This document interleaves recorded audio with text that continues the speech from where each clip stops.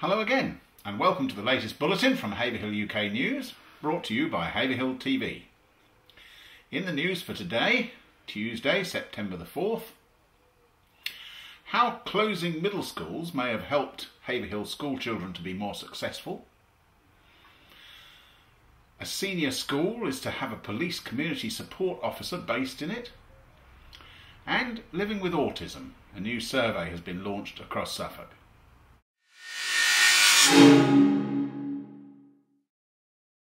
Huge improvements in writing and maths results in school tests in Haverhill have been put down to the closure of middle schools. Schools that have moved to the two-tier system of education in Suffolk, as Haverhill's did, have seen as much as a 19% improvement in some subjects at Key Stage 2, new standard assessment test figures released today reveal. Schools such as those in Haverhill and Lowestoft, which started reorganisation from 3 tiers to 2 tiers in 2007, have achieved a 12% improvement in writing and a 6% jump in maths. In both cases, double the rate of improvement across the rest of Suffolk. A Haverhill police support officer begins work tomorrow based at Samuel Ward Academy as part of a partnership scheme between the police and schools. The move represents the result of a year of work by Haverhill Police Schools Liaison Officer PC Will Wright to build up a partnership between police and schools.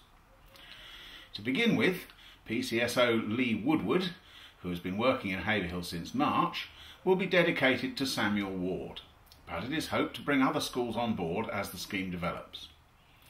The Academy is match funding PCSO Woodward, so he will work closely with head teacher Howard Lay under clear policing priorities for PCSOs.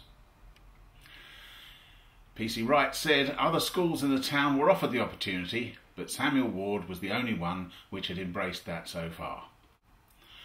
A survey has been launched to understand more about the needs of people living with autism and their family and carers in Suffolk.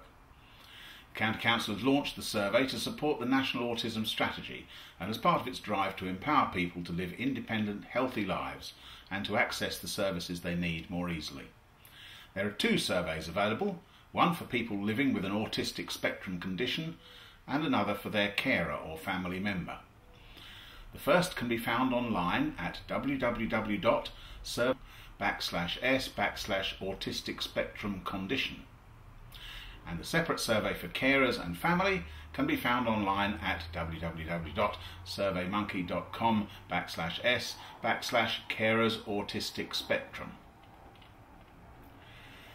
If you require a paper copy of the surveys or have any questions, you can contact Stephen Emerson on 01473 265 350 or email stephen.emerson@suffolk.gov.uk.